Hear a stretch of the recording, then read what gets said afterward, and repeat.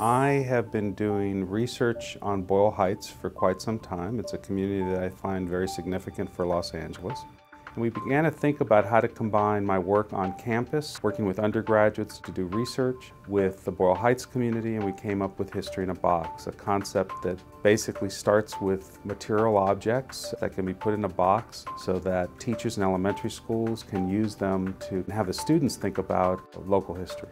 The project in some ways began when a group of elementary school children were essentially being walked down the street by their teacher and saw this enormous structure that they didn't really know about. Sherry Marks at the Breed Street Shul invited them in. We wound up spending the most amazing hour with them. The shul is one of the oldest in Southern California.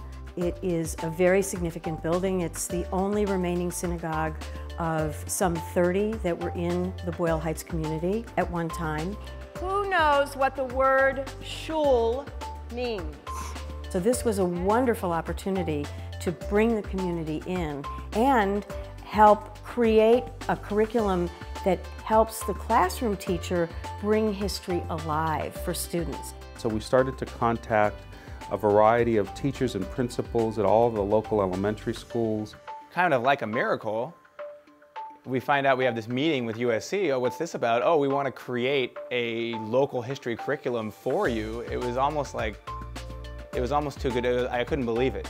And we had certain themes that tied into the content standards for the grade level and also what we were interested in teaching the students, and they really created custom boxes.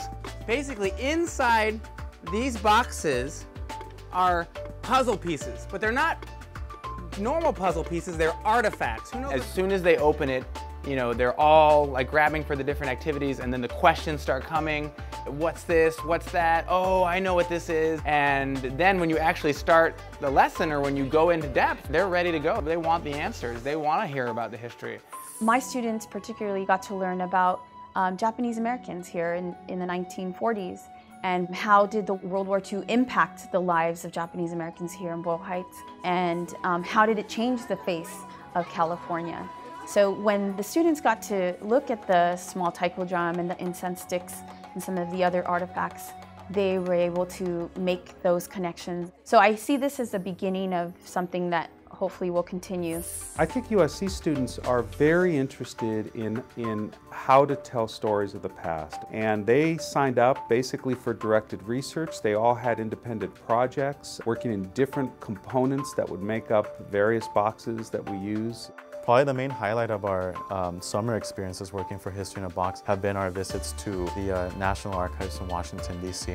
For undergraduate students who have never done archival research, this was a step into a whole nother world. I was able to look up different objects for the Japanese immigrants who were there and what they utilized, and the Mexican immigrants who were there and what they utilized. I'm from the community right next door to Boyle Heights, so I mean, I basically grew up in Boyle Heights too as well, so I mean, it just kind of fit together. It's something that I think this community should be proud of in terms of how this sort of enhances the teaching of history at a local level.